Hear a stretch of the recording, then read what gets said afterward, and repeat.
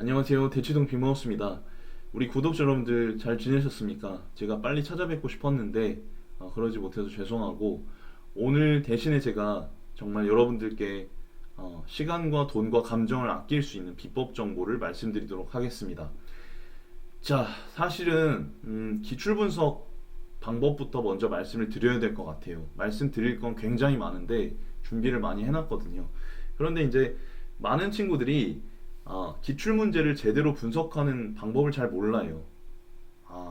더 정확히 얘기하면 기출 분석을 본인은 제대로 하고 있다고 생각하는데 제가 이제 점검을 해보면 그렇지 않은 경우가 대부분이에요.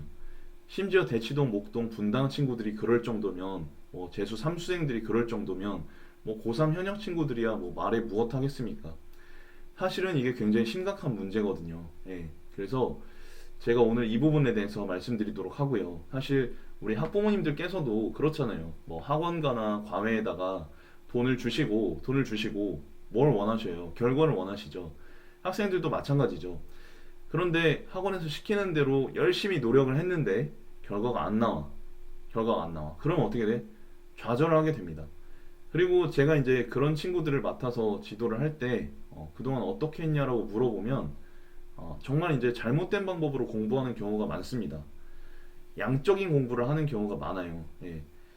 뭐 그 학원의 문제라기보다도 워낙 많은 친구들을 이제 지도를 하다 보니까 케어가 안 되게 되고 케어가 안 됐을 경우에 학생들이 잘못된 방법으로 공부하게 될 위험성이 높다라는 겁니다. 그리고 학원에서는 아무래도 자료를 많이 주고 공부를 많이 시켜야 학부모님들께도 어필이 되는 측면이 있기 때문에 뭔가 질적인 공부보다는 자료를 무작정 많이 주거나 뭐 교재를 많이 사게 해서 많이 풀게 하거나 모의고사를 일주일에 뭐 여러 차례 지금 3월인데도 기출 분석이 제대로 되어 있지 않은 친구들한테도 모의고사를 여러 차례 풀리거나 이런 이제 경우가 굉장히 많다는 거예요.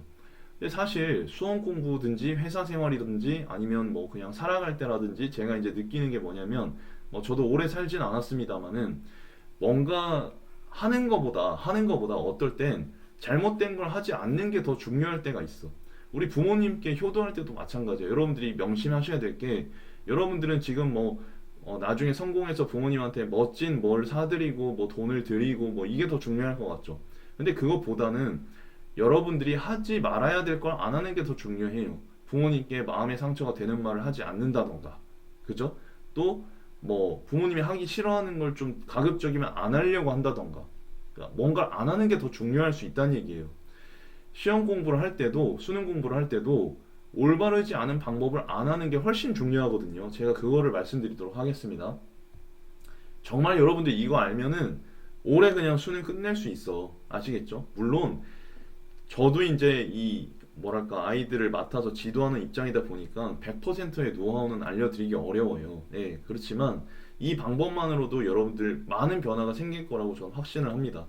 자, 먼저 말씀드리고 싶은 건 여러분들 혹시 본인이 보고 계시다면 한번 점검해 보시고 학부모님이 보고 계시다면 나중에 이 영상을 같이 보시면서 혹시 자녀분이 이런 실수를 하고 있진 않은지 잘못된 방법으로 하고 있진 않은지를 꼭 점검해 주시면 좋을 것 같습니다. 대부분의 경우에는 애들이 잘 몰라요. 본인들은 제대로 기출 분석을 한다고 생각하는데 자세히 파고 들어가 보면 제대로 하는 게 아닌 경우가 많습니다. 그래서 말씀드릴게요. 첫 번째는 단순 문제 풀이를 절대 하시면 안 되는 거예요. 많은 친구들이 착각하는 게 뭐냐면 문제를 풀고 내가 채점하고 해설하는 게 분석이라고 생각하는데 그건 분석이 아닙니다. 그냥 풀인 거야, 풀이. 이렇게 됐을 때 본인이 제대로 분석을 하는지 못하고 있는지를 판단하려면 한번 따져보시면 돼. 되뇌어 보시면 돼요. 자, 여러분들께서 풀고 채점하고 해설하고를 여러 번 반복하다 보면 자연스럽게 지문 내용이 암기가 될 거예요. 그리고 정답도 암기가 될 거란 말이에요. 그런데 문제는 뭐냐면 점수가 안 나와. 등급도 안 나와. 또 더 이상 기출 문제를 왜 봐야 되는지 모르겠어. 동기도 상실해. 그렇게 되면 사실은 이 공부가 성공할 수가 없게 돼요. 사실 사설 모의고사나 이런 건 여러분 비유를 하자면 S급 짝퉁입니다. S급 짝퉁. 여러분 누가 그 짝퉁 명품을 매요? 기분 좋게 매요. 물론 이제 매는 경우도 있어요. 저도 뭐 짝퉁 쓰는 것도 한두 개 정도 있긴 한데 뭐 정말 비싼 거 있잖아요. 그런 어떤 실용적인 짝퉁 말고 그냥 머리부터 발끝까지 짝퉁인 경우는 별로 없잖아요. 우리가 한 개 정도는 뭐 진품을 쓰잖아요. 약간 셌습니다만 우리가 공부를 할 때 정말 진품, 정품은 뭐냐면 평가원 기출이에요. 평가원 기출. 평가원 기출이고 가품은 뭐냐? 가품은 뭐냐면 사설 모의고사예요. 사설 모의고사.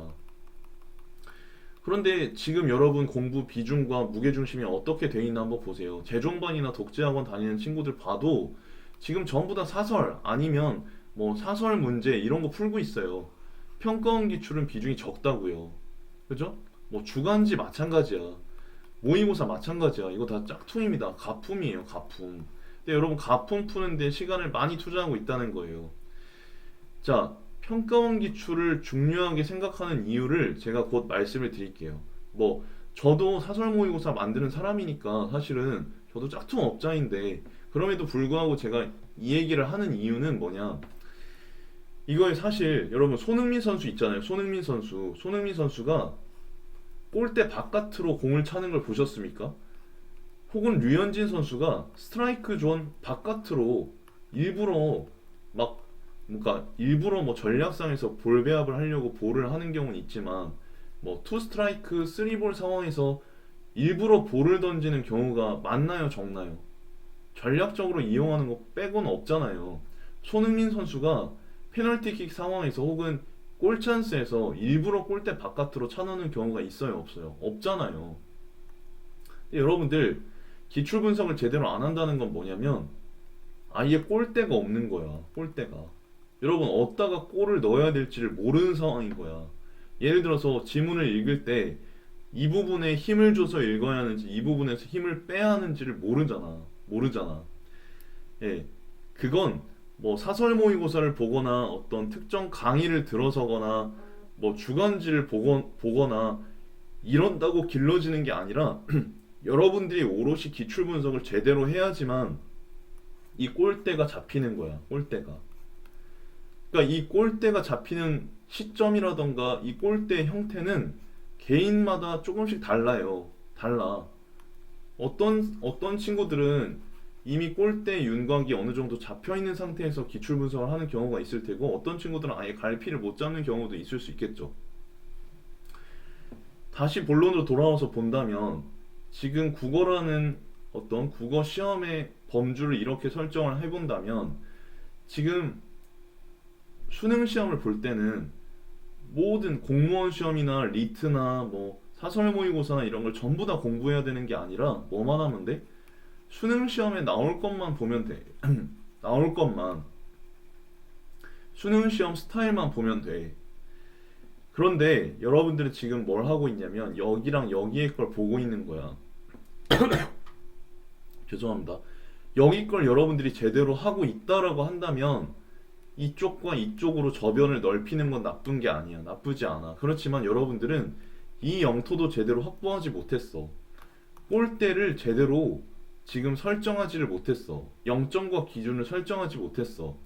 그런 상황에서 기출문제만 제대로 분석해도 거짓말 안 치고 1, 2등급 그냥 나온다니까요.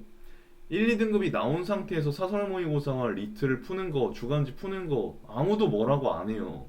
저도 권장하고 우리 수강생들한테 뭐 그런 걸 풀립니다. 그렇지만 기출 분석이 제대로 되지 않은 상황에서 본인의 모의고사 등급이 3, 4, 5, 6, 7, 8등급에 해당한다면 기출 분석을 무조건 해야 되는 거야. 분석이 제대로 안 돼 있다는 거야. 어떻게 해야 되는지는 제가 다음 영상에서 바로 말씀드리도록 할 거고요.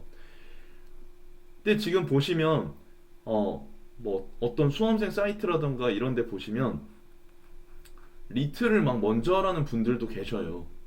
막 리트를 해야 된다 이렇게 하는 분들도 계시고 재종반이나 학원 같은 데 보면 모의고사 등급이 5등급, 6등급짜리 애들한테 리트 문제 주고 주간지 주고 사설 모의고사 빨고 이거 보라 그래. 그리고 돈 받고 이 뭐 하는 짓이야 이게. 저는 같은 업계지만 이건 잘못됐다고 생각합니다. 정말로. 세 번째는 뭐냐? 독학서 보는 친구들이 있잖아요. 요새 뭐 유명한 독학서들 많잖아요.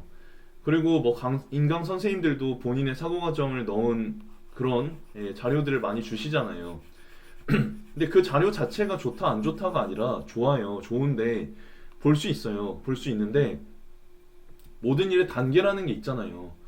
사실은 우리가 태권도 같은 걸 배울 때도 뭐 운동 같은 거 배울 때도 처음에 기본 자세를 배우죠. 각각의 기본 자세를 배운 다음에 이 자세를 연마를 하죠. 연마를 합니다. 그러고 난 다음에 그 다음에 우리가 대련이라는 걸 하죠.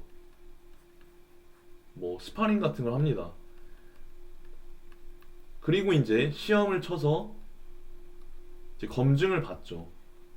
그런 다음에 이 검증에 통과한 사람들이 대회에 나가죠. 뭐 이런 일련의 과정을 거친다고 칩시다 그냥 대충. 혹은 뭐 축구로 치면 K3에서 뭐 K2에서 뭐 K1 리그에서 뭐 해외 리그로 진출한다라고 합시다. 물론 소수의 뛰어난 친구들은 이런 과정 없이 바로 대회에 나가거나 해외 리그에 나가는 친구들도 있어요. 있지만 대부분의 친구들은 어떻게 해야 돼요? 여기서부터 차근차근 밟아 나가야 됩니다. 밟아 나가야 돼요. 뭐 독학서를 보고 내가 성적이 올랐다. 이런 친구들이 있는데 그런 친구들은 어떤 경우냐면 사실은 굉장히 뛰어난 친구들이라서 자기도 모르는 사이에 이런 걸 뛰어넘어도 상관이 없는 그런 친구들이에요. 감각이 어느 정도 있거나 공부량이 쌓여 있는 애들, 그런 친구들. 자기도 모르게 이 단계를 거치고 나서 이런 걸 보고 점수가 올랐어. 그 본인은 요거 덕분이라고 이제 후기를 쓰는 거지. 사실 대한민국 수능 수험생 수가 뭐 60만 명, 뭐 40만 명에서 60만 명 된다 합시다. 최소로 잡아서 40만 명 된다고 해도 1%만 쳐봐 4천 명이거든요. 맞습니까? 4천 명? 4천 명이 4천 명 정도만 뭐 후기를 쓴다고 해도 댓글이 4천 개야. 그러면 이 댓글 4천 개를 읽는 애들은 아 나도 저렇게 하면 되겠다.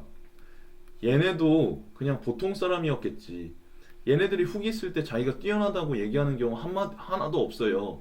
다들 뭐 하다가 안 됐다 그랬고 자기도 평범하다 그러고 그러니까 정말 평범한 애들 99%에 해당하는 애들도 이거 보면 되겠구나 해서 따라하는데 안 된다니까. 안 된다고. 연구하는 사람들이나 저자들 같은 경우는 이 단계를 다 거친 다음에 이걸 한 거야. 근데 여러분들은 이거 보고 그대로 따라하려고 하면 손흥민이 슈팅하는 거 보고 그냥 따라할 수 있어?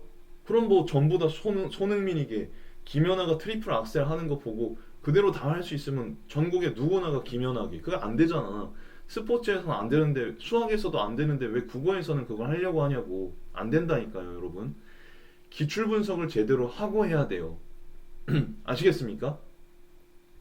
그래서 여러분 기출 분석을 제대로 하셔야 하는데 그 방법은 제가 바로 다음 시간에 말씀을 드릴게요. 다음 영상에서. 저도 이제 이렇게까지 세게 이야기하고 싶진 않아요. 그런데 이렇게 적나라하게 이야기하지 않으면 여러분들 습관이 바뀌지 않는다니까. 그럼 여러분들 또 뭐야? 뭐 해야 돼? 재수하고 삼수해야 돼. N수해야 돼. 얼마나 끔찍해. 저는 여러분 그런 거 막아드려야 되는 사람이기 때문에 이렇게 얘기하는 거야. 이해해 주시고 다음 영상에서 빠르게 만나봅시다. 감사합니다.